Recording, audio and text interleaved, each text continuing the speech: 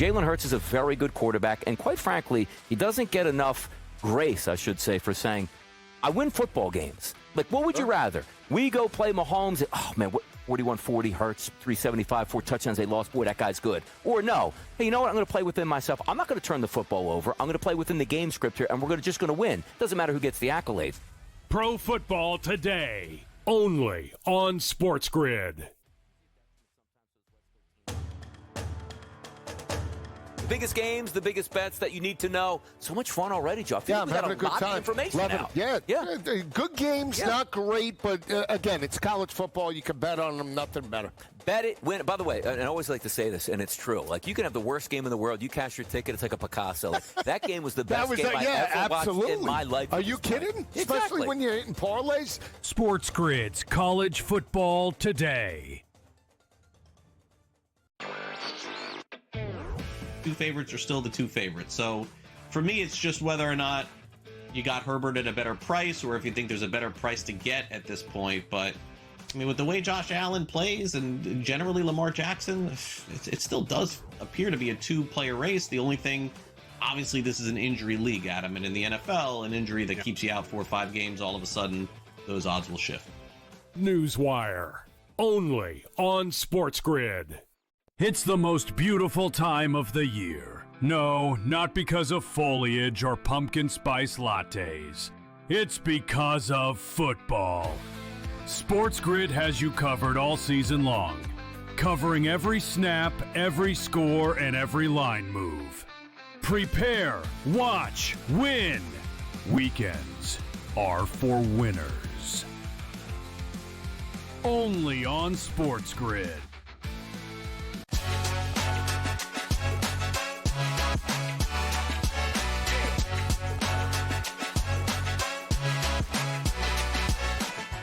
It's down to the wire for MLB's postseason. Plus, we head to Dublin ahead of the NFL's second international game this season.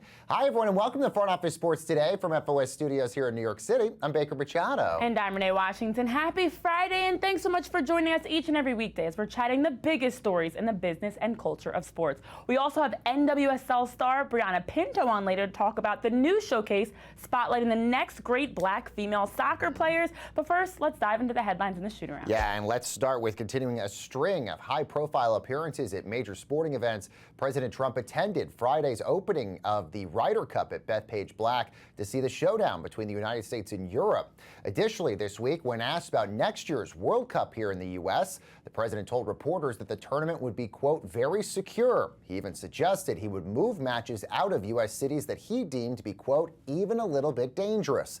Now, there are 11 U.S. host cities selected for the World Cup, 5 of which are in states the president did not win in 2024, and also, Renee, have Democratic governors there as well. Yes, for those 11 U.S. cities that have been working tirelessly to promote and build their communities around the excitement of the World Cup next summer. President Trump has come out and said he's already been able to get involved in Memphis, getting involved in Chicago soon. Any cities that he feels like are not safe for the World Cup, he's going to make some moves if necessary. And what are those moves that he could do? Well, realistically, one is the funding, because Trump's government has also allocated recently $625 million in federal funding to World Cup security, and they're saying that's not equally distributed. It's proportionately distributed based on need, and they could pull some of that funding for cities if they don't think that it is safe. Yeah, definitely something we'll continue to watch for you. Let's move to the NBA, where Lakers general manager Rob Pelinka announced that second-year head coach J.J. Redick has signed a multi-year extension to stay in L.A., Yet it was the future of LeBron James that got the most attention, as Pelinka told reporters, quote, "We would love if LeBron's story would be if he retired a Laker." But he did add he's earned the right to choose how many years he wants to play and what his next chapter is. Now, the 41-year-old LeBron is entering his NBA record 23rd season. This after picking up his final $52 million contract option with the Lakers. And LeBron recently said that while retirement, quote, is coming, it's not here yet. And neither is 41. He's still 40 until December, but he is in year 23, his 8th with the Lakers. And for the Lakers specifically, we've seen them acquire DeAndre Ayton. We've seen them lock in Luka Doncic for that massive Supermax $165 million 3-year contract extension. And so they've been getting a lot of the pieces done. Another piece was getting J.J. Redick. going into his second year after signing just last year for 4 years, $32 million. He was one of the highest paid coaches at the time of his signing across the league. And they've said, as Pelinka mentioned, they have confidence in him. They believe in him. He's the leader on the court for them in terms of coaching style. So LeBron James is that question mark still, because he is getting a little bit older, and we do wonder, will he retire as a Laker, which still remains given to the be fact seen. that he's a Hall of Famer and one of the best players ever to play a game, he deserves the right to choose where he's going to be going. I agree next. with Pelinka on that. All right, Netflix will broadcast its first exclusive MLB game to kick off opening day of the 2026 season, featuring the Yankees and Giants on March 25th. The Athletic says it's part of a new 3-year agreement between the streamer and the league that will also see Netflix broadcast the Home Run Derby, as well as a share of handful of special regular season games with NBC and Peacock. That includes the Field of Dreams and MLB Speedway games. Now, Major League Baseball is expected to announce all this news, Renee, in the coming weeks. Yes, the Yankees-Giants opener March 25th, the first game, and then the rest of the league starts the next day, does give Netflix that exclusive access of having the season opener. And Netflix, as you mentioned with the other events, has been actively involved. Them along with NBC stepping in where ESPN's deal and Major League Baseball has parted. But Netflix, as we know, getting involved with live sports in general, the Women's World Cup for the next upcoming tournaments, WWE, NFL, so much more. So it seems like the baseball component, in addition to like the World Baseball Classic and other things, are where we're going to see Netflix continue to grow in their partnership with Major League Baseball. Yeah, really big that they would have the opening day games. Well, NFL international play returns Sunday with the first ever regular season game in Ireland. This one between the Steelers and Vikings, the second of 7 NFL games taking place outside the U.S. this season. And the Vikings are also playing back-to-back international games, with the NFL saying they're looking to expand games to more countries down the road. So let's take a look at this in today's main event. All right, let's go straight to Dublin. Let's bring in Sky Sports NFL analyst Jason Bell. Jason, thanks so much for joining us. Tell us what the vibe has been like so far in Dublin for this big game.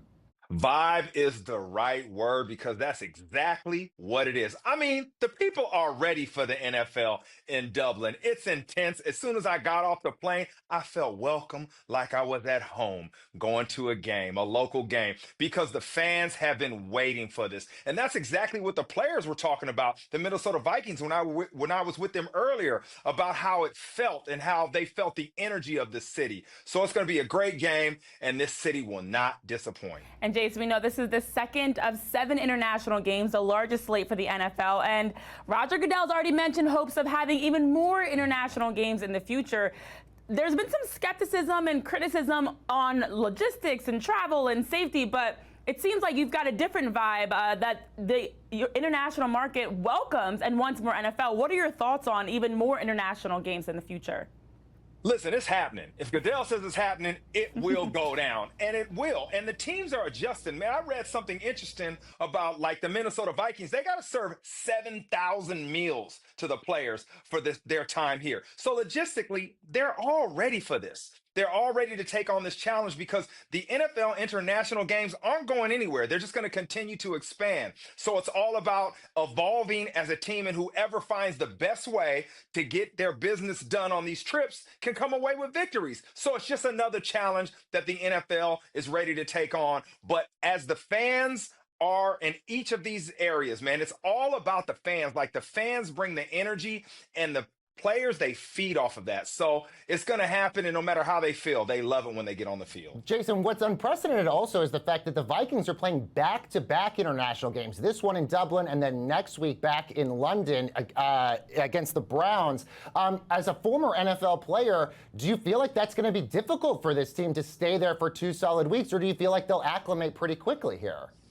I think it'll be great, because it's all about the bonding experience. When you're in the pros, you don't have a lot of time to spend outside of the facility, outside of the building, like you did when you were in college. So now you get that time to gel, to bond, to get that chemistry. So I think it really helps them for their season as they push forward, and it gives them an advantage because they've been here. They've acclimated to the time. They've gotten used to playing in these different places where the fans operate differently. They're constantly cheering. It's always noise. So it becomes an advantage. So I like why they did this, and they have a great fan base. I mean, I know in London and here in Ireland, people love the Vikings. So it's them showing a commitment to be here shows the fans that they should invest in them.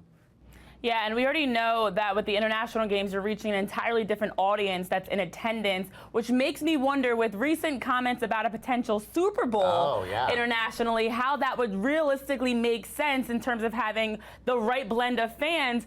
Do you think, based off of your experience, that you've already had touchdown in Dublin, that the NFL is ready to have an international Super Bowl? I think they are. I mean, it's hard to move it from the U.S. And I'll say this because I've been to all the international games. There's nothing like these games except the Super Bowl. What do I mean by that? The festivities around the game throughout the week. That doesn't happen. That doesn't happen in big playoff games. It only happens in the Super Bowl. But each of these international games individually got their own vibe, their own energy, and it's intense for the entire week. So the NFL de facto has a Super Bowl every week in their international games. Jason, we got about 90 seconds left with you. You cover the NFL for Sky Sports. I'm curious, what's the media attention been like for the NFL? Do you see this sport continuing to grow internationally when it comes to media coverage? It's intense. And around the world, they love the NFL because of the exposure the NFL gives them to players, the coaches, all of that. That doesn't happen in every sport. So because of that, the media loves it, the fans love it, and it's why it works. It's interesting because every sport right now is talking about international expansion in some capacity. For football specifically, as you're alluding to, there is an appetite for more football in other countries. That's the sense that I'm getting. Yeah, without a doubt. They love it. They love the sport. They love the competitiveness of it. And they love the access to the players and the personalities. And the NFL has always provided that. All right. Interesting. Yeah, very interesting indeed. Sky Sports NFL analyst Jason Bell joining us from Dublin. Jason, thanks so much for joining us. I appreciate it. And we got a lot more front office sports today headed your way, everyone, right after this quick break.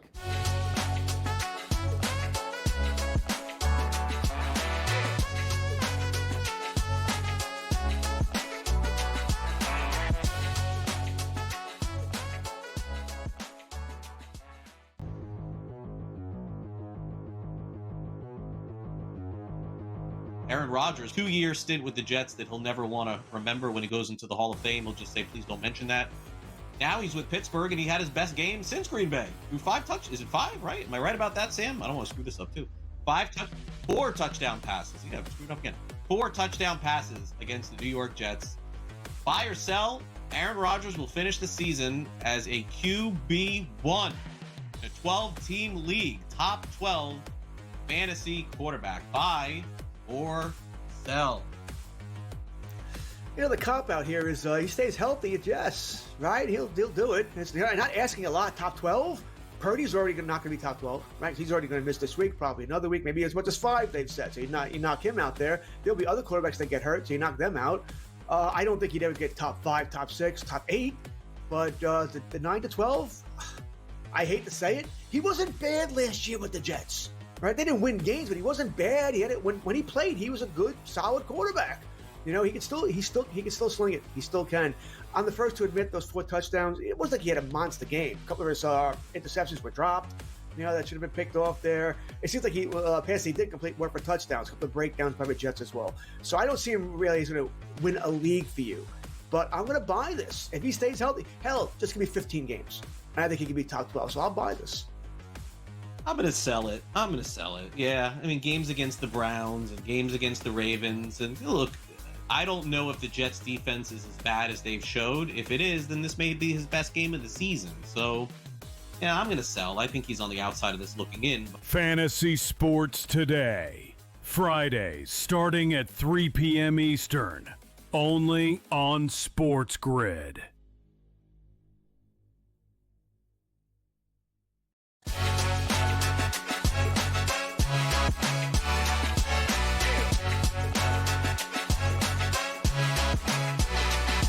And welcome back, everyone, to Front Office Sports Today with Renee Washington and Baker Machado. 3 more teams are looking to punch their ticket to the Major League Baseball postseason, as the Guardians, Red Sox, and Tigers are all fighting to get into the wild card playoff next week.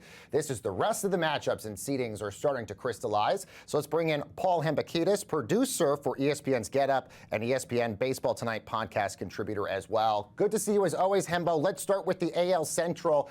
I mean, the Tigers might have had one of the biggest collapses in baseball history How do you sort of see this all shaking out, and do the Guardians end up getting the Central here? I think so. More than 15 games back, the Cleveland Guardians with an absolutely outrageous September, buoyed by a starting rotation that has been outstanding, and Jose Ramirez, who is probably a lock to be a top 5 MVP finisher again, coupled, of course, with an absolutely terrible, almost unprecedented collapse by the Detroit Tigers, putting Cleveland in pole position here, tied through 159 games, but the Guardians, of course, as you well know, having the tiebreaker and hosting a hapless Rangers team this weekend that candidly is ready to book their trip to Cancun. My best guess is that the Guardians not only make the playoffs, but win the American League Central, which, if you would have told me that a month ago, I would have had you institutionalized. It was that out of the question. All right, so as we head into the final weekend of Major League Baseball's regular season, Hembo, putting you on the spot here with so many ties and coming down in the stretch of who needs to win to be in, who is going to win this weekend to be in? What's your final playoff picture as of today? I think the final playoff picture, as boring as it might sound, is going to look an awful lot like it does right now, which is to say the Cleveland Guardians hanging on to the number 3 seed after having won the American League Central, which we just mentioned. I think they're going to play the Tigers in the first round, their American League Central foe, setting up a really fascinating matchup. This one, of course, being in Cleveland because they will have home field advantage over the Tigers, who will have to do it on the road, which is exceedingly difficult. And on the National League side of the bracket, between the New York Mets and the Cincinnati Reds, I think the Mets, who have limped to the finish line, are actually going to get there. It's a lineup that I trust just a little bit more, playing the Miami Marlins this weekend, and that's a team that has played good baseball in September. But ultimately, I don't trust Cincinnati's offense quite enough against the Milwaukee team that can still pitch and still has something to play for. So I think the playoff picture, candidly, is going to look exactly like it does right now, which is boring. But at the same time, the manner at which we arrived at this could be nothing further from boring. That's for sure. Absolutely. So, Paul, let's look at what the matchups could look like. And this is, by the way, at this moment. Still, things could change, but these wild card matchups look really tasty. I mean, these look amazing. I mean, you mentioned, obviously, we could get the Tigers and the Guardians, but we could also get a Red Sox-Yankees matchup in the wild card, Mets-Dodgers, and even Padres and Cubs. Do you almost think that this is exactly what Major League Baseball wants when they expanded the wild card playoff format to get these kinds of matchups? You hit the nail right on the head. If you had told Rob Manfred in an honest moment that this would be the place in which his sport would be, 159 games through the regular season, he would have signed up for it every single day of the week. When you expand to 12 teams, when you incentivize teams to buy at the trade deadline, and in this particular case, perhaps lucking into a Red Sox Yankees first round playoff series, it obviously depends on what happens with Toronto because the American League East is still up for grabs. This is the good stuff. But regardless of what you do wind up drawing in round 1 in the wild card series next week, let's put in perspective that the month of September has been outrageously good and fun for baseball fans. We have played 159 games, every single team, and yet entering the final weekend, only one of the 12 playoff seeds is locked in. There's only one, which I think is candidly very informative of how well Major League Baseball has structured this thing. When you incentivize winning, the league wins. And that's exactly what's happened here because the very last weekend of the season, even though I think it might be relatively speaking tame, well, that's of course why they play the games. It is wild to think that with 162 total regular season games, it's all coming down to the final 2 or 3. It's mind-boggling. But that being said, once we do get the final playoff picture, something that's been criticized the last couple seasons because there have been teams that number 1 or 2 seed gets the first round bye, and after having a bye through the wild card round with simulated games and the audio pumped in of a fake crowd, falls in that next divisional round. What are your thoughts on the playoff formats for Major League Baseball? Do you still think there needs to be something adjusted with the wild card format specifically? I would like to see them condense the schedule if at all possible. And I don't know how possible it is, but as you guys have discussed on this show all summer long, Major League Baseball might well reduce its number of regular season games in the next round of CBAs from 162 to 156 or maybe even to 154, which it had long had up until into the early 1960s. And having those extra days in the regular season might enable you to kind of condense your schedule at the very end. I don't love the idea of being rewarded with your top 2 seed in your league and having to wait until next Friday to play against, at least in theory, a team that's red hot having come off a wild card series. But at the same time, I'm not interested in hearing those fan bases cry poor when they wind up getting upset in the division series when they actually had zero chance to lose a series previously that they did not play. Ultimately, every single team would sign up for the bye. That's what you want. You want home field advantage and you want the bye because you have a 0% chance, of course, at losing the series. So as you put it, Renee, it is incumbent upon the teams, the organizations, the managers, the coaching staff to simulate whatever postseason atmosphere you can in the week leading up, line up your pitching, and ultimately, I don't want to hear the excuse being we had to wait too many days, because every single team would sign up for the bye if given the opportunity. Rest is good. Let's move to the awards. Obviously, the MVP race really much like coveted because there's two guys really that could get it, but one, it seems like a surefire lock for this, and that's in the American League between Cal Raleigh and Aaron Judge. Both have put up incredible numbers this year, but the betting favorite obviously is Cal Raleigh. Paul, do you think it's his to lose here? I do think it is Cal Raleigh's award to lose, but ultimately I think the three of us will look back on this race the same way that we did 2012, when Mike Trout, the war darling, went up against the Triple Crown winner Miguel Cabrera. And in that particular case, the old school won. Miguel Cabrera won the American League MVP, but it's a race that we talk about to this day. You can go all the way back to 1941, Joe DiMaggio, Ted Williams, 56-game hit streak versus 406. There has been a lot of really juicy American League MVP races over the course of time, and this one is just as juicy as all of them. For a catcher to hit 60 home runs in a season is unprecedented. It's unheard of. No one had ever hit 50. On the other side, Aaron Judge's OPS is 180 points higher than Cal Raleigh's. And so the relationship between the profiles each are putting forth are fascinating because you got a big market and a small market, a catcher and an outfielder, the American League MVP reigning versus the upstart in Cal Raleigh. It has every component of the kind of arguments that we love having as sports fans and baseball fans, and it's gotten kind of nasty on social media. Ultimately, I think you hit the nail on the head. It is Cal Raleigh's award to lose. If I had a vote, if I was one of the 30 that had a vote, I'd cast it for Aaron Judge, but ultimately I think I'll be in the minority. It's insane to think about the massive gap, I should say, in terms of finances, contracts between the AL MVP race, between teams fighting for playoff spots. It just, I think, might help Rob Manfred in defense of his salary cap discussions that maybe finances aren't the end-all, be-all for success in Major League Baseball. Yeah, Paul, good stuff as always. Paul Hambakidis is a producer for ESPN's Get Up and ESPN Baseball Tonight podcast contributor as well. Paul, thank you as always for joining us. Enjoy the baseball. All right, and we have a lot more front office sports today. Headed your way, everyone, right after this quick break.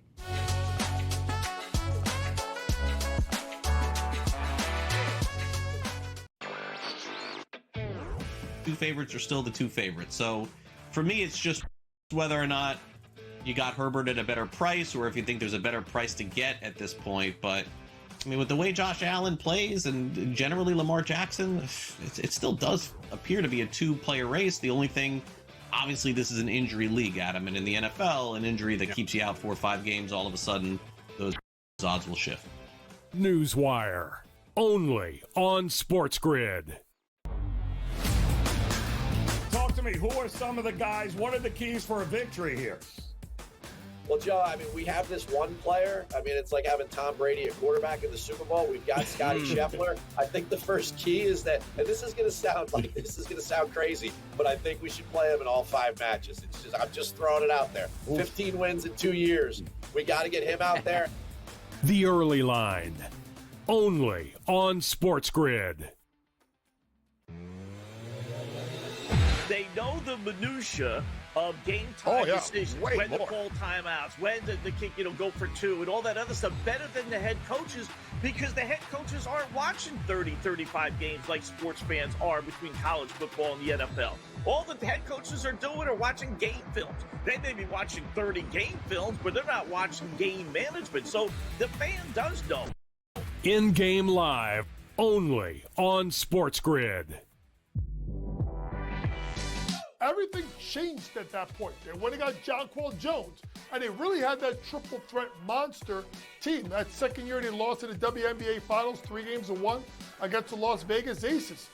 Year 3, they finally get over the top hump. You can question whether they should have won the title with that foul call late in Game 5 that sent Breanna Stewart to the foul line.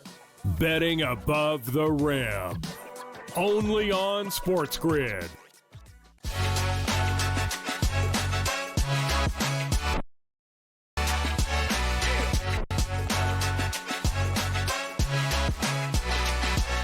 welcome back, everyone, to Front Office Sports Today with Renee Washington. I'm Baker Machado. Well, great news for women's soccer as Allstate has partnered with Black Star and the Black Women's Players Collective.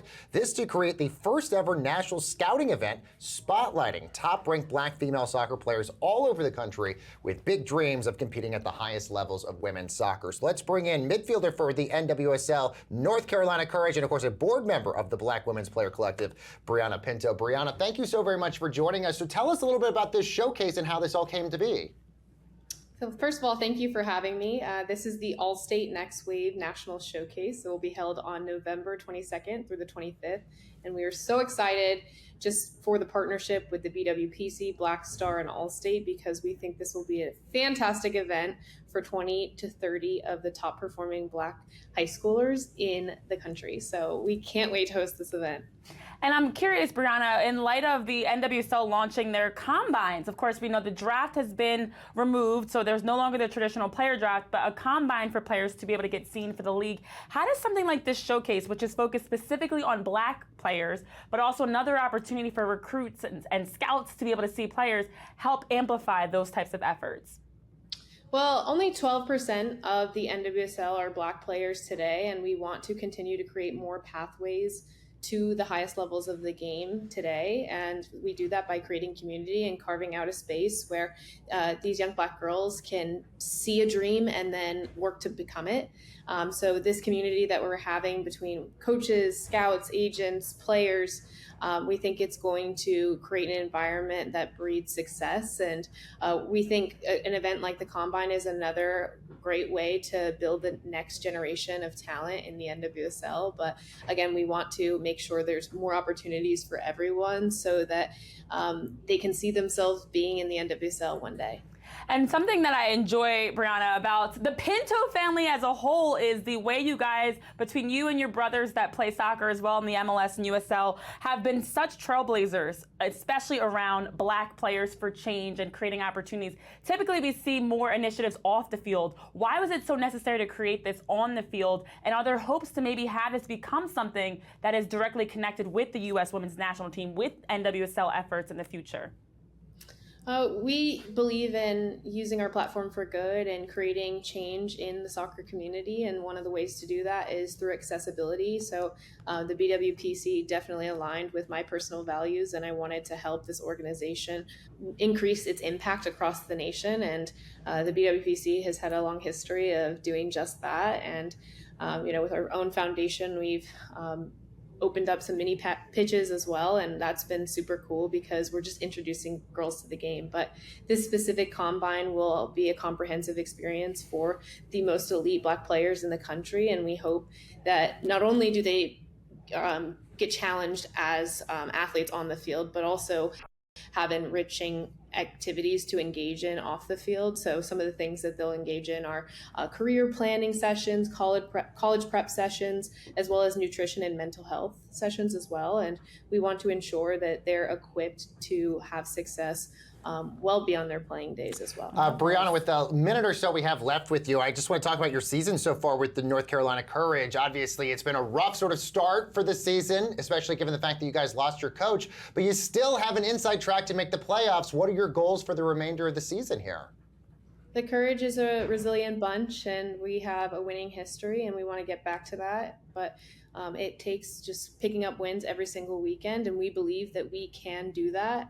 It starts with the game this weekend. We want to get all 3 points on the road and continue to build as we push for playoffs. It's the most competitive league in the world, but that's why we play in it, and we love it. All right. Yes. I wish these initiatives around when I was playing. I love the work you guys are doing. All right, Brianna Pinto, midfielder for the NWSL North Carolina Courage, and of course a board member for the Black Women Players Collective. Thank you so very much for joining us. Thanks so much for having me. And let's see what's bubbling over at the FOS water cooler. Well, Renee, calling the announcement as bold and boundary-breaking as the World Cup itself, FIFA unveiled not one, not two, but 3 mascots for next year's World Cup that's being hosted in 3 countries for the first time. So let's introduce you to Maple the Moose from Canada, Zayu the Jaguar from Mexico, and Clutch the Bald Eagle from the U.S. This, by the way, not the first time a World Cup has had 3 mascots. The 2002 edition in Japan and South Korea also had 3. So what do we think so far? Yeah, how do you best do a good job of representing when you have 11 U.S. cities, 2 in Canada, 2 in Mexico, something that embodies the culture and the national components? Well, they did it here, and they actually have descriptions which are so cute for each of them. So for Maple the Moose for Canada, which the name is fitting, street style loving artist, music enthusiast, dedicated goalkeeper. Zayu is about unity, strength, and joy. And then Clutch, the bald eagle, fearless, uplifting, and an unquenchable thirst for adventure. So, as you mentioned, not the first time you've seen 3, but I feel like this is the first time you've seen them so characterized this way. Exactly. And a lot of the times, a lot of people like make fun of them on social media all the time. These are cute. These ones are cute. I think they're all right. All right, guys, that's going to do it for this edition. Have a great weekend.